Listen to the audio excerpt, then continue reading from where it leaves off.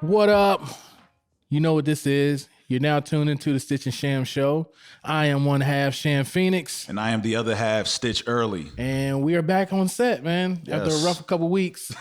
I'm not even gonna blame this on Stitch. This was all me. I needed the longest vacation. And some of it, I was about to say, Yeah, and some of it was just life. Yeah, I just needed a minute. Some of it was life. And I think when you know somebody for so long, Yeah, you like okay. sometimes I think it's hard to work with people because You have expectations without actually knowing the person. yeah. So and then also like not being able to relate. Yes. So I think when you can relate to someone, like if you didn't have kids and I had kids, if I was to hit you and be like, yo, I gotta pick up the kids, you kind of like you're used to running and moving how you move. So when a person tells you that, you kind of like, what you mean? Like we made the schedule for this. Like, no. Whereas with us, because we're both husbands, fathers, chauffeurs, employees, like all of that. So when things come up, there's a little bit more of an understanding of like, oh no, you cool. We just book another day and we'll figure it out. Yeah, we'll figure it out. It's not like we paying for studio time or nothing. So you know what I mean? That's we will figure it out. We'll and that's I think that's like the dopest thing, because even during like the time I was taking a break and I was trying to focus on the things I needed to kind of iron out. Yeah. I was thinking in the back of my mind, like, oh man, I told Zoe this, I told Zoe that, I told him this. And in between time, we communicated the whole time, but it's just still like, it's like it's on your mind. And I was just like I was burnt out. I was tired. And I understood that, joint, because I was just like, I've been at those moments. And I think the one thing and we talked about this like on a previous episode, talking about in the sense of like allowing grace for people. So imagine like I hit, because I think it was one time you had hit me and was like, it was like a sinus infection. Yeah. And I was like, nah, son, you got. Oh yeah, I remember that, Joe. You was like, no, you got to fight through it. I was like, fight through it. You got to fight through it. We got to do the pod. And I bust out laughing. The minute I saw it, I bust out laughing, because I know that's not how we Because it's like, nah, take care of that, because I would want the same grace. Yeah. If I'm in the situation where it's like, yo, I ain't feeling too well, I know we supposed to be doing something, I want a person to be able to be like, nah, you good, we can figure it out another, so it makes it a whole lot easier too, because then when you're not dealing with the stress of like your business affairs while you're trying to handle the stress of your family situations and things like that. And I think there's a certain anxiety that comes with not being able to voice how you really feel. Yes. In the sense of like, say it was that type of thing where it was like, dang, I know every time if I tell him it's gonna be it's gonna be an issue. He gonna see when he see me, it's gonna be you end up being like, it just make you want to quit. To be honest, it makes you like, not even. I would rather just not deal with the situation and feel this way. Yeah. I'd rather be done. Yeah. So I think having that type of rapport, I think it just makes it easy for people to work together. Yeah. And it probably makes it just a smoother transition. It does. It makes it a way smoother transition. And it's like, so it's even in the sense of like the other day you hit me and you were like, yo, did you hear the new joint from Anderson .Paak? Yes. And Bruno Mars. Yeah. And because they've been on tour before, it was like, yo, that makes sense. Like, it's crazy, because what happened was I saw all the interviews before actually hearing the song. Okay, so I just saw the imagery. I saw, because I follow both of them. Yeah, I saw the cover. Yeah, so I was like, and when I first saw it, I was like, yo, this is gonna be nuts. Immediately I knew, because I know what Bruno can do and I know what Anderson can do, and I just thought to myself like, okay, this probably should be really good. And then when I seen the interviews, like their energy is great. It's almost like, so you remember when R. Kelly and Jay-Z did? We knew it wasn't real. Worlds, whatever it was. It didn't look right. You never really saw that there was a rapport between them. It just seemed like, yo, you the biggest over there, I'm the biggest over here. Unless Hov was just at that point in his life where he was just trying to be overly cool. Yeah, like let's do whatever. You're doing too much. Exactly. Whereas this, when I watched the interview, it was like, yo, oh, y'all really rock. yo, with each y'all other. really like, be y'all, kicking it. Y'all kick it. Like for real, for real. Yeah. And when I seen that, I was like, okay, so let me go listen to this. Let me go listen to the song. And then I listened to the song and was like, all right. That joint. So I think the thing that was just so good about it was I do feel like you'll hear a lot of people say like R&B is dead, and it's like I'm not one of those people that I don't think subscribe to that because I think that there is a large segment of people out there that do the R&B that we grew up on. Maybe not sonically, but I think one of the things that you had pointed out, like, and Deion Cole had in his stand up, he had a joke about it. Yes, I remember that. I know what you're talking about. Where he was saying like, you about to get this. You about to get this. Like, yeah. And he was like, and so in music at one point, even when we knew there were sexual connotations and things like that, it just wasn't songs, overdrawn. It wasn't overdone. Overt. It wasn't like super in your face. You know what I'm saying? Girl, you about to get it. It was like, yo, I ain't even know that this song was about. Like, oh, dang, that's crazy. I want to bathe in your waterfalls. You be like, I know what that means, but that's what's up. Let me shower you with my love. Yeah, like okay, all right. You go, oh man, shower. Like, no, that's not the shower he talking about. Like, but it was nice it was good to the, it was nice good to the ear. Yeah. And so for some reason, when I was listening to the song, like it made me think of like New Edition. Oh, like it took me beautiful music. Yeah, it took me back to where it was like you wanted to hear, hey girl. Yeah, like, this is pretty. That type of joint. Yeah, that's the first thing I like when the first jump. I was like, this is gonna be pretty. Nah, let me tell you something about vocally about Bruno Mars. Yeah, I think it takes a while. I think sometimes his songs are so big that it kind of takes away from his actual ability. Like you forget about his actual ability. Almost like, and not comparing him to this person. Yeah. But almost like Michael Jackson. Yes. Where the songs are so big that you kind of, even with Mike, right? Like we knew young Mike headed into adult Mike that his voice as a young man was just a beautiful voice. Yeah. Just, I mean, it might be one of the top 5 voices. Yeah, he had an adult voice at 10. Yeah, just, you know what I mean? Like could just really sing. Yeah.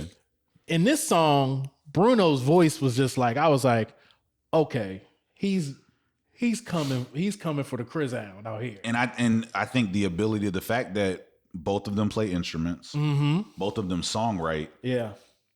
It just seems like explosion. I don't know, it just makes it us working together, like when we sit and we write a song, it's great. It's an easier transition because it's like, man, we sometimes have sat back and been like, oh wow. Yo, that was dope. That was easy. And we like just I did that. know joint. they felt that way. I know that they were in that joint. And it was the one interview where Bruno Mars was talking about he was like, yeah, you know, Anderson, he got like a little groove that he gets into. Yeah. And he was like, and then I realized like that's just his groove. That's the joint that's his joint. You know, so it's like you could tell that they were feeding off of each other. And it was more of a building of records than like yo, hey, I'm gonna send you this. I'm gonna send you this. Yeah. You know what? And now that because we're talking about this, I need to point out a couple things. Being that we are media-esque people now, right? Yeah. And I watched every Silk Sonic interview that I could possibly watch. Yeah. The Breakfast Club is really bad at interviewing people. Like I understand Charlemagne's persona and all that stuff, but I hate the fact that they go plucking for things that are not there. So the thing to me with the Breakfast Club is so it's almost, I'm trying, like the person that I'll pull up because like love him, but like Stephen A. Yeah. So I feel that once, for some people, like for some people, there's an on-off switch. Yeah. Like you can see the on-off switch. Like the one thing I'll say about like Joe Budden is I've been following Joe Budden. And he's always the same way. Joe Budden has always been that way. Yeah. Joe Budden was like that when he found out about social media and the internet before everybody else. And he was on there with Joe Budden TV. He was wilding on artists like he does now. Yeah. He always has spoke his opinion. I've never looked at Joe Budden and been like, yo, when does that turn off? It's like, no, that's him. Yeah. Whereas with Stephen A., you can tell sometimes that it's like it's a turn. Yeah, it's an on switch. Yeah. And I feel sometimes with the Breakfast Club, as much as like I say that like Charlemagne probably is one of the biggest switches from like of growth that we've seen in a person from when he was with Wendy Williams to now, it almost becomes like I don't necessarily go to the Breakfast Club for like informative interviews unless they have a specific unless the person itself, like I know, like for me, I'll watch them if in the headline the person itself, like the person that's being interviewed, is sharing information. They're coming, like they have certain guests that come, like when Tamika Mallory comes up there, you're not like, they know who to push them buttons with. Yes. When my son comes up there, when there's certain individuals, when they come up there, it's like, oh, so this ain't play time. No, we're not gonna do that. We're not doing that this time. Yeah. But then there's certain people that come up there that's like, okay, we can do all of the extras. And you sometimes leave the interview kind of like, all right, where else are they going on the press run so I could get some of the information that I want? I agree. And like, I felt like Charlemagne kept plucking at Bruno, and I was like, this is not even the time for that. Like, why are we doing this right now? And asking things that people have said and it's like, we don't care about, we don't care about none of that right now. Like, and I feel that most people do it just for the simple fact of, I feel when someone who doesn't look like you does something that you can't do, you get upset. For some people, they get offended by it. It'd be like, and it's like, well, he ain't this complexion. Well, he's not this race, or he's not. Yeah. And it's like, what does that matter at the end of the day? Like, in the sense of, if I'm a minority, I'm a minority. Like, at the end of the day, I don't even know who Bruno Mars is. I think he's I don't even know what Bruno Mars is to say. Yeah, I don't know. But I know he is, I believe, of like Spanish. Yeah, something like that. Right? You know what I'm saying? I thought it was like Hawaiian or something. I don't know. I really don't know. So it's like saying the same thing, with like Anderson .Paak. We know a little bit more about him. Yes. I know a little bit more about him and his journey than I do Bruno Mars. You know what I mean? Like, I know Bruno Mars mostly from like the music stuff. Yeah, I don't really know too much. I know one thing, he's talented as all get up. Facts, 1000%. But I was happy that because the one thing that I didn't know is, I was like, will they find a happy medium? Or will it, I didn't want, me personally, I didn't want 24 karat from them. No. I do feel that on the album it'll be something like that. It'll be something on there, but I'm glad that the first record was like a chill, like, it's what I say. It's this like, to me, it's a cleaner version of No Worries. Oh, exactly. You know what I mean? It's got that funk soul feel. It's literally. It's like they brought both of their, because I really liked the first half of Anderson's last project. Ventura. I liked the first half, and some of the sounds in it remind me of the sounds of Bruno that worked on that record with him a little bit. So that's why when I heard, I was like, I really liked it. I was like, yo, this joint right here, this is good right here. From one of the interviews, they basically said they've been working for like almost 2 years together. Because when they went on tour is where the idea came. They started going to the studio. So you think about 2017, and then they said like throughout 2008. And then 2020, we don't got nothing but time.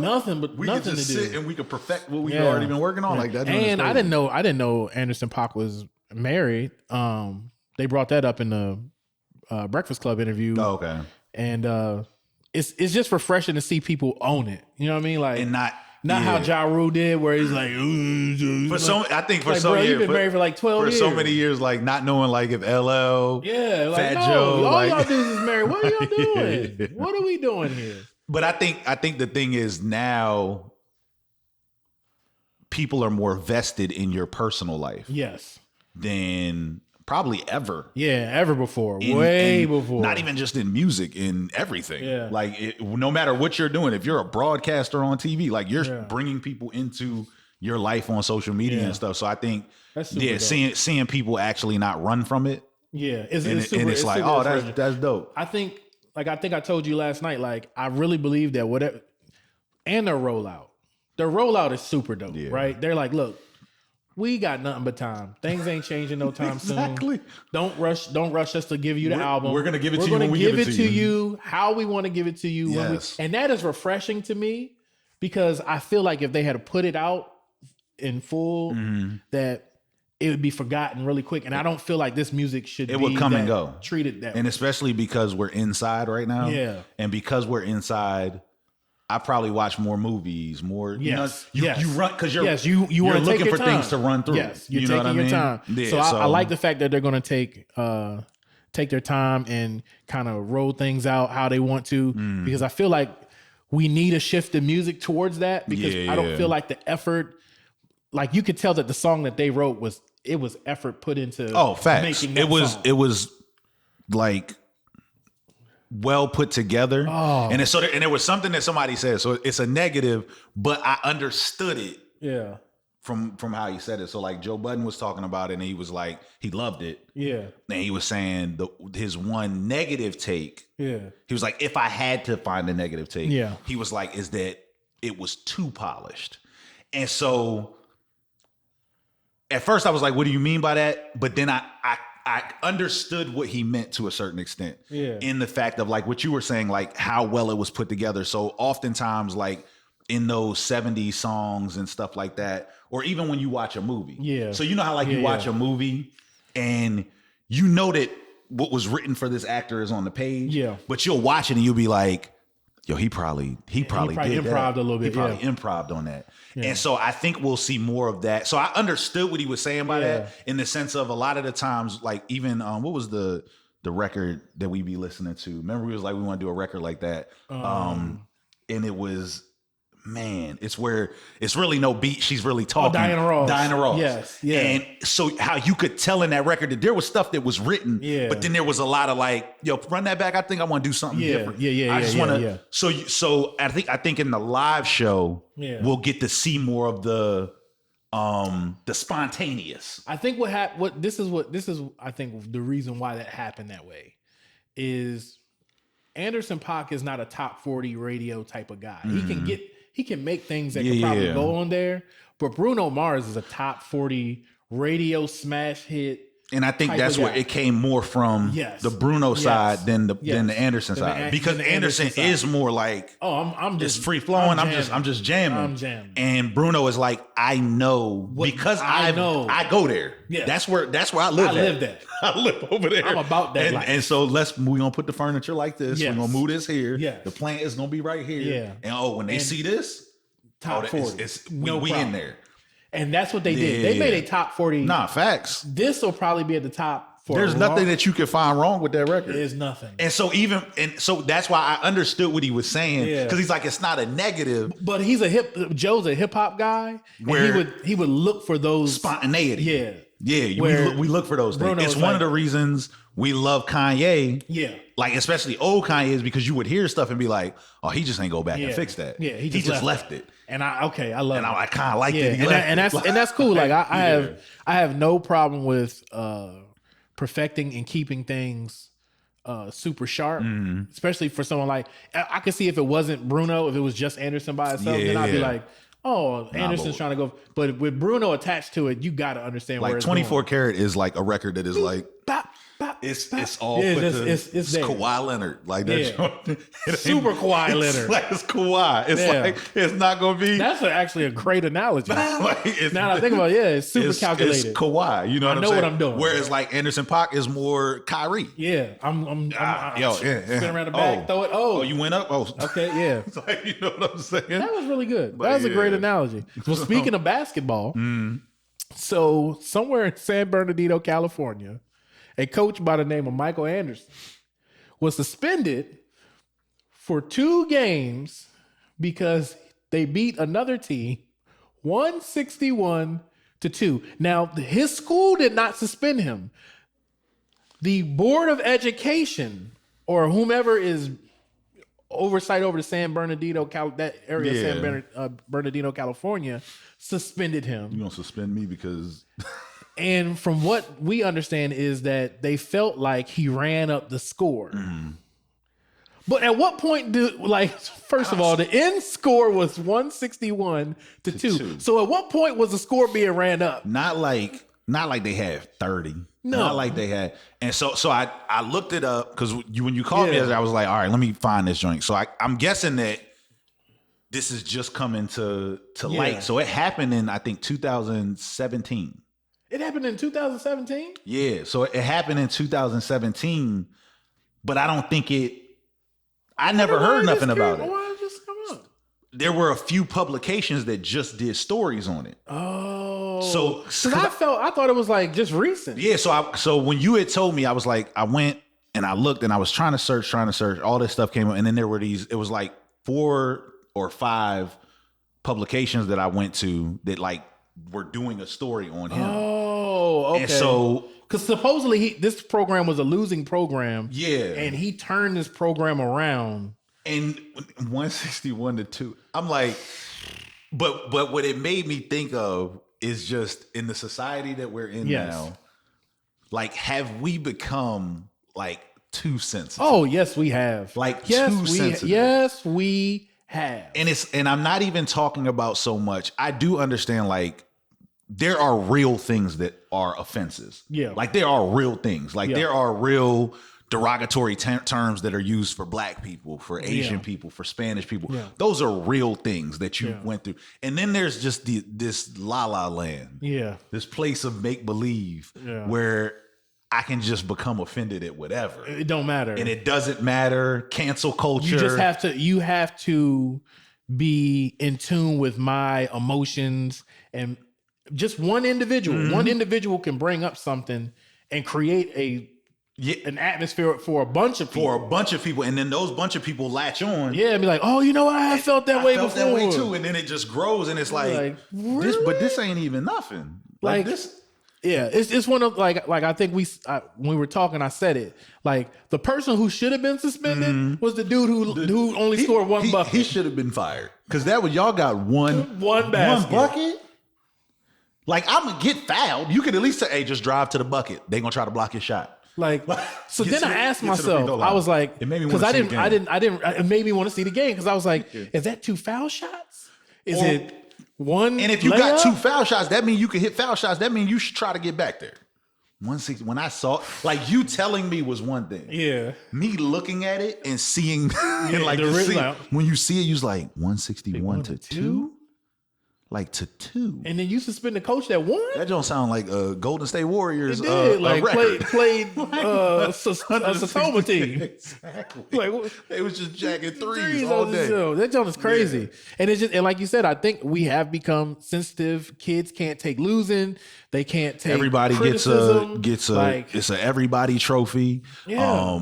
And I forget who had the joke. It was like, you know, my daughter, she made a drawing at school and came home, was like, "Daddy, are you gonna put this one on the refrigerator?" And he was like, "Nah, everything don't need to be up on the refrigerator. Yeah, I don't like it. This ain't good enough to make it up there." And that's the thing that I have a problem with. We've become a culture where you can't not like something, and it's causing and there's nothing wrong with being sensitive, but taking offense, to me, it's almost what do we say? We say a lot of kids now, they're like they think that everything is owed to them. Entitled. Yes. It's almost like this sense of entitlement. Yeah, like I gotta like you. I don't have to like you. I don't have to like you. You don't have to like everything. You cool. might watch this broadcast and be like, "Man, that shirt is ugly." All right, cool, no problem. You don't gotta wear it. You don't have to wear it. But what I'm not about to do is be like, "You're not gonna don't you shirt shame me." What can I do to change it to make you like it? It's like, nah. Like, no. Yeah, so it's one of those things that it almost is breeding people that are to where now I feel that people are looking for it. Yeah. And so this wasn't even for us talk. I had totally forgot about this too. You had said something.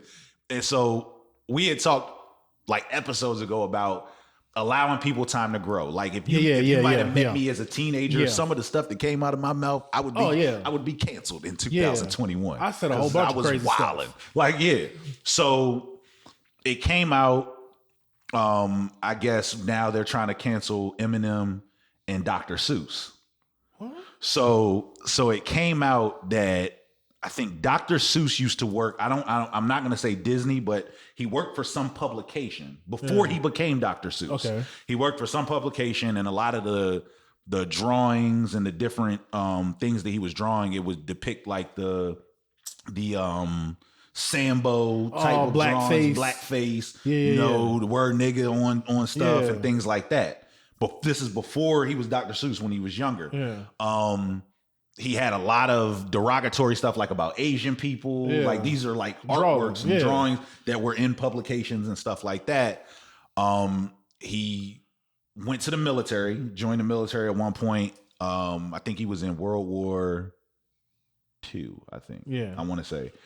And ends up at some point in the military over, I think, in Vietnam War. Maybe y'all can check the facts on this, but I'm just giving the paraphrase. Yeah. So he somehow ended up where Asian people were. Yeah. And realized like, man, I was wilding. Yeah. Like, you know what I'm saying? Yeah. So they actually, it was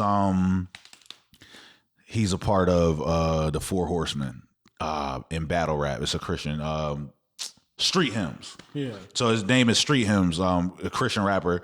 He had did like a thing on this. Yeah. And he was saying that Horton Hears a Who, a lot of people felt that it was about one thing, but he was like, after going and seeing all this stuff, he felt that Horton Hears a Who is actually about Dr. Seuss coming to the reality of how wrong he was by judging other people based on like how he was raised and things like that, and coming to realize like, yo, man, I kind of messed up. I ain't that was wrong for me. So he was just basically saying like, do we cancel people when they have actually like, no one had to bring it to your attention that you were wrong? Yeah. You realized the wrongs of your ways, and you brought it to Front Street and was like, yo, I was wilding. Yeah. Like X, Y, and Z, apologies, and I'm gonna move forward and show you like, and I think that in the place that we do that, where we give that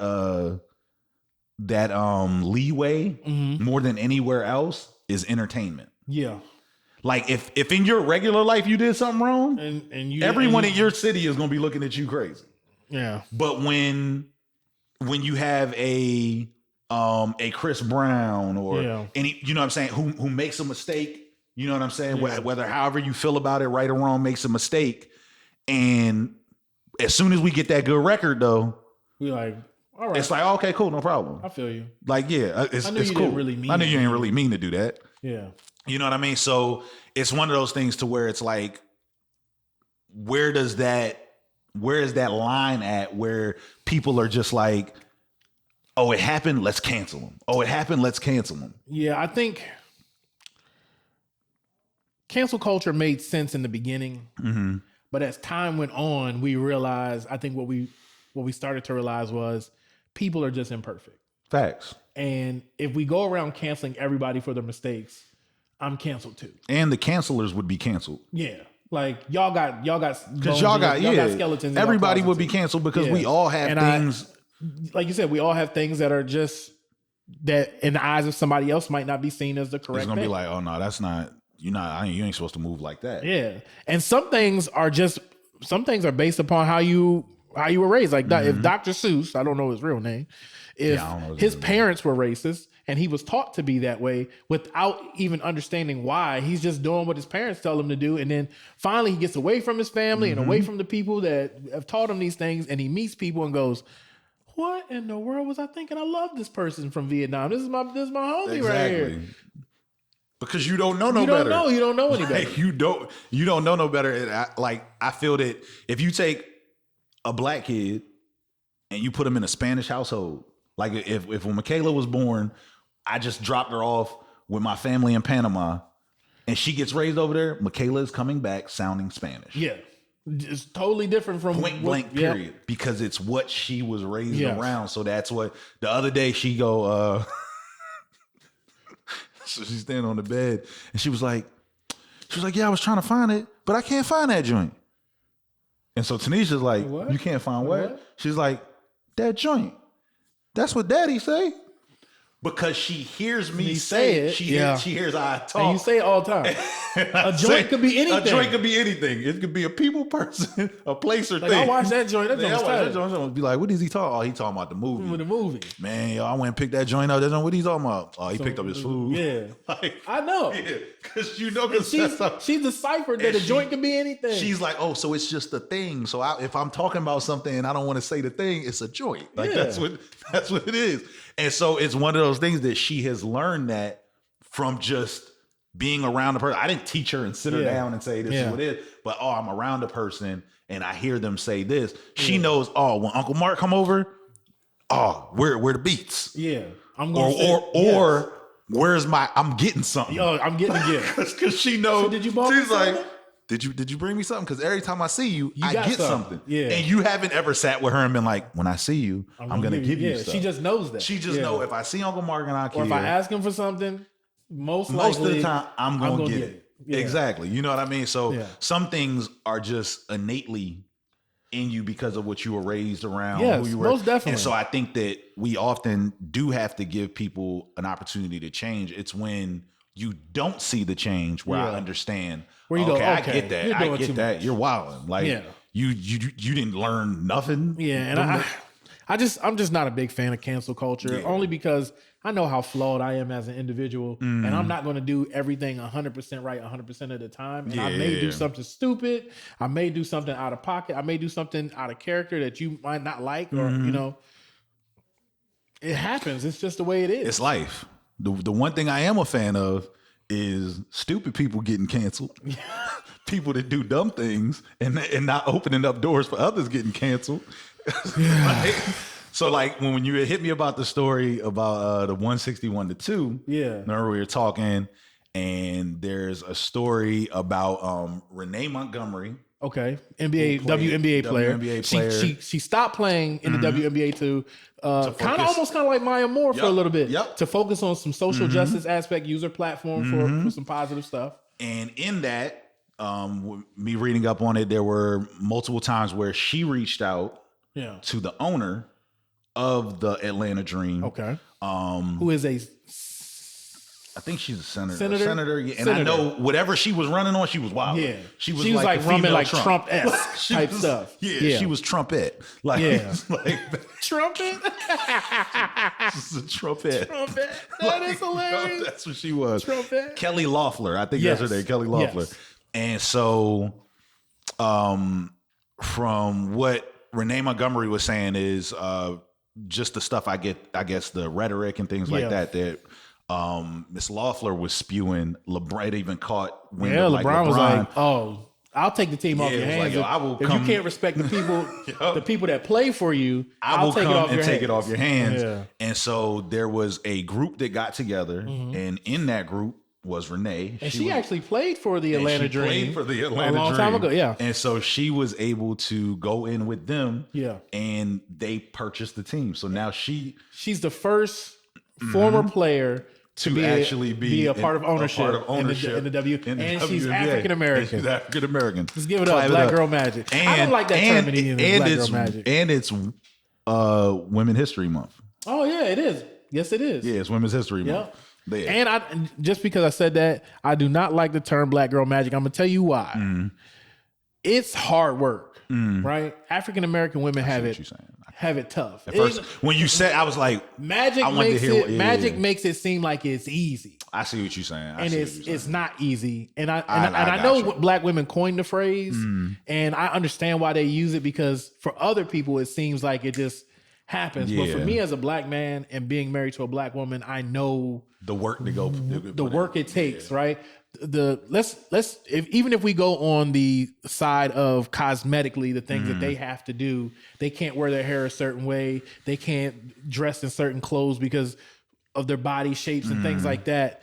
Like, they have it so difficult. They always have to go around some type of curve or stop when a wall is built, figure out a way up or around the wall, like all of these things. So I don't think it's like one of these things where it's just one of those things where they're so graceful, like that they make it look easy. No, and that's what I see what you're saying. You know what I mean? In my head, like I always thought from the standpoint of them coining it, I always felt it was a thing of like almost like obey. Yeah, like a little seasoning. Hey, you put hey, let me get in there and I'm gonna hook it up. Oh no, that's all you need. So it's like I see your side in the sense of other people saying it could flip it to it being like when you say, oh, magic, voila, it's done. And it's like, nah, like we've had, like you said, seeing like our moms and you know what would actually black women have to actually do in order to be seen. And then I think for those that make it, when they make it, it's like for the ones that you know, like a Renee Montgomery, you know what I'm saying, like those that actually get to make it, and you see them step in the rooms, and you go like, man, they switched it around. Oh man, so it almost gives off the impression that it's easy. That it's like, oh man, you just turn it on and off, but it's not. What I mean? It's not like that. So I see what you're saying. And like I said, I'm not trying to cancel the term. Like I said, I'm tired of that. No, we can't. Stuff. I don't want to cancel the term. They can use. I'm saying from my mindset, I don't want people to get so caught up in that saying that you forget the type of work that that goes behind it. You know, for a black woman to. For it to look like magic. And that the crazy thing is, like you saying that, like the hard work that goes in, like we were just talking about with Bruno Mars. Like when you hear that song, it can seem like, man, they're both talented. It was just could have just happened like magic. That. But us knowing and we've been in the studio and knowing the process, it's like the right words and the right melodies and the right breakdowns and things like that. It takes a lot for that thing to look like magic. Yes. For it to look like boom, something, you know, something real special is happening here. And I think that's always the difficult part of any form of entertainment is to keep that magical nature, allure of it all. Like even when we talk about this upcoming weekend, is it tonight or tomorrow night? Tomorrow night for the NBA All-Star game. Like they have a lot of obstacles to run around, and COVID has not been really kind to them this season. A lot of teams have suffered with catching COVID and things like that. Players having to be out, teams having to be reconstructed. And I think because they didn't want to bring people back to the bubble, the experience was, I think, a little rough mentally on some of the players. This is where some of them, like even Brian talked about, man, I don't want to do no All-Star game. Like I had 2 months off. Like he was like, my body will be there, but my mind is not going to be there. Yeah, and I think that's a tough thing. And even with this All-Star game, which is kind of bubble-esque. Yeah, because we're not getting the 3 days. No, we're not getting We're the getting 3 days. basically like 5 hours. Yeah, just a 5-hour window. Bubble we're window. going to entertain you guys, and let's see where it goes from there. So, I mean, I'm looking. Can't say I'm looking forward to it because the season to me has been blah. Yeah. It hasn't been like there's been a couple highlight moments like Anthony Edwards dunking on Yawan. Well, I don't know how you say that man's name. But he got on him. He got piked on. I did like his response though. Yeah. Oh, the dude that got dunked on? Yes. Okay. What was his? I did like his response. It was long. Yeah. But his response was basically like, I could get dunked on 100 times. I'm gonna always go up to try to stop the block. Hey, I'm always go up to try to stop that joint. And I was like, bruh. I respect it. But if you get dunked on in the process, just know you got murdered. I was like, they look like NBA jams. That joint was bad. If Edwards was like bigger, he probably might have looked worse because then he wouldn't have failed. Yeah, it would have looked like Brandon Knight. He would have just landed. Brandon Knight went up and DeAndre Jordan. That's vicious. Yeah, so it might look like that. So even like I saw a little bit of the picking of the teams, and I could see the saltiness in certain picks. Oh yeah, facts. It was super like the Utah Jazz joint was the funniest joint because Brian was like, man, when we play video games back in the day, I'm just being honest. Even when John Stockton was there, we don't pick Utah. I've never played with the Jazz. I never thought to play with the Jazz. 1-2 times in my career.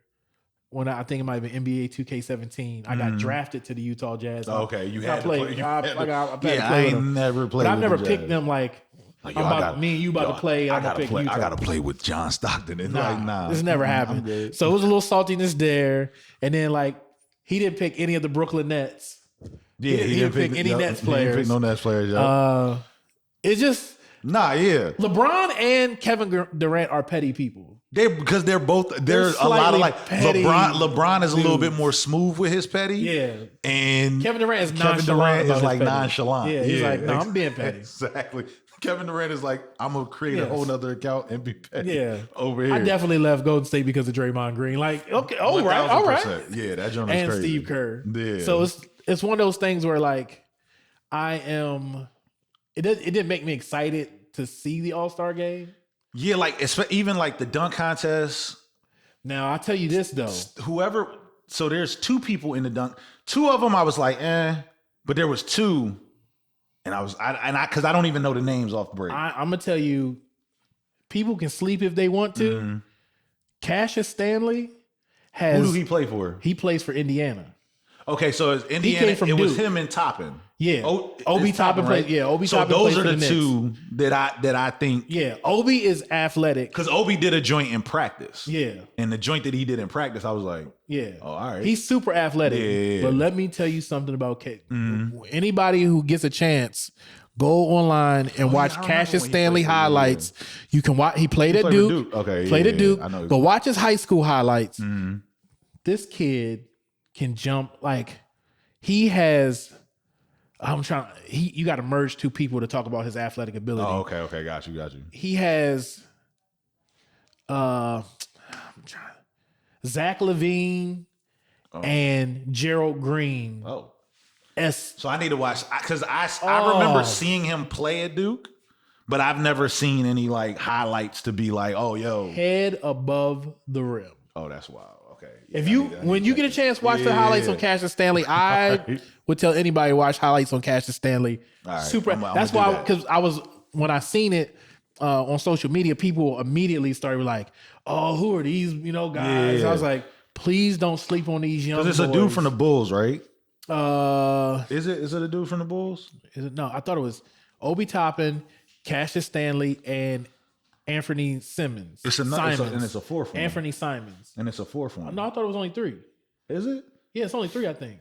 The highlight joint that I saw had 4, but it could be might 3. be. It could but be I know 3. Anthony Simons plays for the Trailblazers. Oh, that might have been what it was when I saw that joint because they had the red jerseys. Yeah, okay. Right, Anthony Simons is he plays for the Trailblazers. Got you. But he can get up too. Yeah, and like all 3, because I think it's 3. If it is 4, I don't know who that 4th person is. It might be. It just shows you how much I've been paying attention to it. I said, I didn't know that it was tomorrow until today. Yeah, I was thinking it was like in a couple weeks because normally once they do like the draft and everything, I'm like, okay, so it's gonna be a week before we see it. Yes, and that joint was like, it is March 7th. I've been more caught up in like WandaVision opposed to WandaVision. Son. It's crazy. That joint is tough. Crazy. Like you have to get for people that if you're not into it, I always tell people you have to watch the first 2 episodes. And you got to stick through it. You got to stick through it. If you just leave after episode 1, then I'll tell you about episode 5 and you'll be like, what? I ain't even know I got there. Yeah. So you got to be patient with it. So I've been more in that type of stuff. Now I do get alerts on my Fire HD. Yeah. I get alerts on every game that's played whenever a game is played. I get the scores and then if I click on it, it'll show me the highlights. Okay. So I really don't watch full games. I watch highlights. I'll normally see it on YouTube or like in the morning, turn on Sports Center. Yes, or Undisputed and catch it there, stuff like that. Yeah. There. Same thing with football and all the other, sports and stuff. But no, I'm excited to see I wish Kevin Durant was playing. I don't think the East is going to win. No, just because LeBron was that starting. You heard what Giannis was like. Giannis didn't know what the starting 5 was, right? Yeah. So Giannis goes. So he's in an interview, and they're like, "So you happy about All-Star?" And he's like, "Yeah." And then so he's like, they picked the team, and he's like, "Oh, for real?" He's like, "Yeah." So it's you, LeBron, Jokic, Steph Curry, and Luka. He was like, and Giannis go, "That's the starting 5?" He was like, "Oh, it's over." Yeah, because Giannis comes for blood, and Giannis don't got to worry about shooting or nothing. Like LeBron is very strategic. He's like, "I'm gonna get 3 shooters. We got our big man that can shoot in Jokic. Yep. We got Steph Curry who can shoot and pass. Yep. We got Luka who can shoot and pass. Yeah, I don't even really got to do much. And then we got the freight train of Giannis." Yo, I'm chilling. Like, I'm chilling. One thing I like about Giannis, when he comes to the he playing it like it's a regular game. It's a regular game. He trying to dunk on people. Hopefully he don't got to shoot no free throws, because if it come down to free throws, it's not going to be happened? good. What happened to stars not being able to shoot free throws? Like, when did that happen? When did that become a thing? I honestly feel that people started working on the other, I remember when starting out in basketball, like, free throws was a poignant thing. Oh man, you needed to know how to do that. It became a thing to where it's like there's more focus on the other stuff. There's more focus on the dribble. There's more focus on the counter moves, the 3-point shooting than there actually is. You know what I'm saying? It's just sad because you be like, what happened to free throw shooting? Like that's important down the stretch of the game. Because back in the day, you had high percentages for certain players. Like back in the day, so like Mike wasn't no terrible free throw shooter. Yeah, Bron has always been shaky. A little shaky. Yeah. So AD is actually pretty good. Yeah. AD's pretty good. Shaq was terrible, bro. They had Shaq standing at the 3-point line. They was trying everything. And then I don't get what's his name? Dwight Howard be standing at the 3-point. Yeah, he be standing at the top of the key. Top of the key. He be making them though. Yeah, he do. He be making them now. Yeah. But yeah, like I remember DeAndre Jordan had a problem for a little bit. But they said with DeAndre, they said he would hit in practice.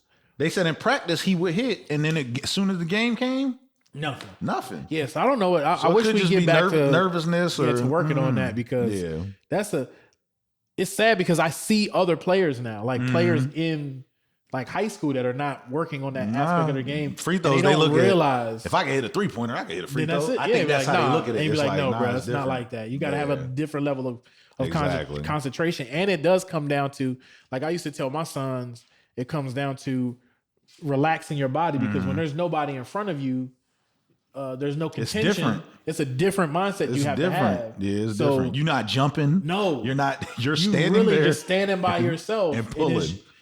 And I always tell people your greatest opponent will always be you. Yeah, right. Facts. So when you're at the free throw line, you're working against your own mentality. You're not working against like, well, how is this person guarding me? And am I quicker? Am I faster? Can you block out the crowd? Yeah, you know what I'm saying? Can you focus? So exactly. I think we need to start putting more emphasis on free throws, people. Coaches around the world, please have your players shoot free throws. I'm tired of being in the 1 second left in the game. There's 89 to 88. And sometimes it could be the equipment. Like Russell Westbrook the other day, he missed 2 free throws. Yeah. When he ripped them joints off. He ripped them sleeves off, ended up having to go back to the free throw line, knock them joints down. Yeah. Like, you know what I'm saying? Sometimes we got mad equipment now. Now it's like everybody trying to look cool. Knee pads, thigh pads. Like, you out there playing football. Yeah. It's not necessary. Yeah.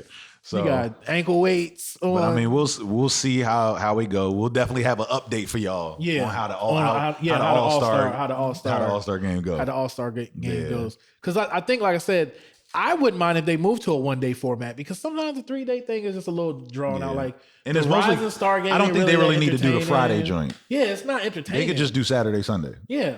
I don't want to see 1 year, 2 year players. Or make it an all-day thing where in the morning, like the earlier in the day you have the, you know what I'm saying, just make it a full day. Yes, that'd be instead cool. of like a 3-day. I can deal with that. Yeah, because the 3-day thing is a little drawn. Is a little plain. Yeah, I don't even watch Friday. Yeah, I don't watch nothing Friday, and I never watch 3-point contest. I watch only watch dunk contest and All-Star game. All-Star game. And the All-Star game at this point is not even really. You really last year was because it was that point thing. Yes. Remember? Yes, that was last good. year. So that they was did good. it You first team to 157 or something like that. That was good. That's who wins. Yes, so by the time we got to the fourth quarter, they was playing ball because it was like, I do remember. It was people fouling on purpose. Like, no, you got to hit these free throws. Yeah, that was good. Okay, so hopefully I stand corrected. Hopefully I forgot about that game, and I kind of went for like the last ones before that. Yeah, I think that they added that. And I think them adding you get to pick your team, like all of those little things, that's what started last year. Yeah, got things and got them things actually rolling. televising it. Yeah, and televising them picking the team and not like hiding it. Like I'm like these is grown men. Okay, so I stand corrected. So that game last year was a better one. So I'm hoping that this year. That's what I'm hopeful. Yeah, we'll let y'all know. Yeah, we'll let y'all know how it works out. Yeah, and I think it'll be good. I just want to see what it's like to have one day opposed to the 3 days. It starts at 5. Okay. Starts at 5 and then everything leading up until the end. Yeah, see, I could do that. See, that way you can kind of get your wings and your pizza and all that stuff. Just one, you don't got to buy 3 days of wings and pizza to watch. Yeah, you know what I mean? Hook up with your homies, watch the game, and chill. You don't got to make chill, man. Schedule out there. Yeah, you don't got a 3-day schedule is a lot at this age, especially for food and stuff. Nah, just make that joint one day. Yeah, a few hours. Yeah, we don't chill. need all that. If somebody we got late, to do. If you want to come for the beginning, you can. If you want to just come at the All-Star, got to pause my whole weekend for the. We might do that. I might see what you're doing tomorrow. And see. Yeah, we can do that. At the crib. Yeah, we can do that. Y'all come through the crib. Yeah, we'll figure it out today. Because all the All-Star weekend actually was like Thought Central. Yeah, facts. Yeah, either I'm trying to get a baby. I'm trying to get a baby from a ball player. Give me a quick baby out this joint, you know so I can have a baby by me, baby, be a millionaire. That's what it became. That's what that should be like. So much so that they put it in rap records. That should be the joint for All-Star Weekend. That joint right there. But it's only bad. I know it was. They were talking about somebody. Gilbert Arenas was saying his first All-Star game he went, and it was a dude that wasn't an All-Star. It was an NBA player that wasn't an All-Star. He just was there. Yeah. At the game. And it was some girl that he tried to holler at, and she was like, shouldn't you be in the gym like working on your jump shot or something? Like, you not even in the game. What you not going to do as a regular person is game shade me. Why are you at All-Star Weekend? Shouldn't you be working on your game so you could be like the guys that I'm you trying to get pregnant by? Like, you know what I'm saying? You? I don't want nobody what's your point for I don't game want average? a baby with somebody with a 10-day contract. Yeah. Like, I need somebody who got years. You don't score over 10 points. You can't do nothing with a baby that. Yeah, nah. With you? That joke is funny though. That joke is crazy. But it is. I feel sorry for them dudes. I know, like, not really.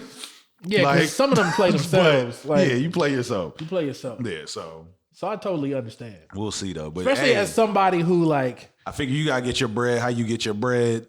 When you marry outside of your league, like I'm honest about being married outside of my league. Yeah, I understand it. Nah, facts. I get you know what I'm saying? Yeah. But I don't feel like I played myself because I was myself when we met. Son. You understand what I'm saying? This is totally off topic. I know it's totally, but we're here now. This is totally because you just said you played yourself. So the other day I'm at work, right? Yeah. So this is yesterday. So I'm not going to give too many details because it's work. Yeah. So I'm leaving. I'm going to clock out. So I was walking out with one of my coworkers, and another coworker called her. This other coworker is black. Yeah. That I was walking out with. Yeah. So I'm clocking out. So a white coworker of ours. Yeah. Walks over and is like. I felt like it's like I hear her whisper to my coworker. Hey, do you know anything about like the Bloods? The Bloods. So what you just did is what I said. I was like, what? I'm not even in that conversation. I was like, the Bloods. Yeah. And she's like, yeah, I know your church does outreach and stuff in the community. And I'm like, but what does that have to do with the Bloods? Yeah. So then she looks at me and she's like, and I know you're from Frederick. She's like, do you know anything about the Bloods? I was like, well, the only thing she know about the Bloods is she's covered in the blood of Jesus. You don't know what you're talking about. So she was looking confused, and I'm like, why would you even come and ask us that? Like we just know about gang culture automatically. Just because we black, we automatically know where all the gangs is. Like, son. So I, and as it's happening, I'm like, nah, she didn't really. And I'm just like, people in general, but white people. Don't do that. Don't do that. Yeah, don't do that. Like, don't do that. Just because I'm black. We that don't mean I know nothing about sports. That don't mean I know nothing about games. We didn't even know the All-Star game was happening tomorrow. Like we play basketball. And we play basketball. So it's like, just because I may do the things, and I do know a little bit about these things, but just because I know about these things don't give you the right to assume that I know about these things. Yeah. Now, if I was sitting and I had a full red outfit on with a bandana, and you was listening to Suge, and I was listening to Suge TED Talks, then you might be able to come and ask me about the Bloods. I'm sorry, but I apologize, white people. Yo, We don't know anything about gang culture. I don't know nothing about that. And even if I did, Yeah. I'm not telling you. Exactly. I shop at Aldi. I get fresh vegetables on a daily basis. Yeah, like no, I'm Aldi. not about to have the Bloods at my door. Exactly. Cause I don't know nothing. Because you look like the type that would go and tell them. Snitch on something. Like, Lorenzo had told me what? y'all was on 5th and Main. Like, Yeah, now they looking me up on social media trying to kill me. No, I'm good. Yeah, but that joint, I was just like, Yeah. I was like really like, so you thought about this and was like, Yeah. I know who I should go at. I'm going to go ask her. Yeah. I'm going to go ask her. Don't do that to us. Now, white people, if you want to do something, you can go to uhrise.music.com. Yes. And you can listen to me and Stitch. 1,000%. We would love that. Or And you then can go to ask us questions about that. patreon.com/Uhrise and donate. And Be a part of the university. And maybe on a video on our Patreon, we may talk about gang culture. Exactly. Give your bread. But you got to pay first. And you shall see. You got to pay for information. I'm a paid informant. Exactly. We paid informants. Exactly. Come over to Patreon. Come on over to patreon.com/Uhrise and we can give out gang information. It's crazy. We probably won't do that, but we'll definitely take your money. Yeah, because like in my mind, I've never thought just to walk up to a white person and be like, hey, white person. Do you know about the Do Beatles? you know anything about school shooters? Do you know anything about serial killers? Yeah, I don't think that. Why? Because just because you're white, right, and majority of them are white, doesn't mean that you know any information. Do you ever seen? Is that a real thing? Do you know about the Aryan Nation? Like, do you like? Oh man. In my head, I would just be like, I'm not gonna just go walk up to a random person and say that joint. It's the world we live in now, man. But yeah. But man, we thank y'all guys for tuning in. Like we said, go to patreon.com/Uhrise. You can also go to uhrisemusic.com. Check out things from the team from the university. We thank y'all guys for hanging out with us this evening. Hope you guys get to watch the All-Star game and enjoy yourselves with your family. And we thank y'all for tuning in. I've been Sham Phoenix. I'm Stitch Early. And this is Stitch Sham Show. Peace. Peace.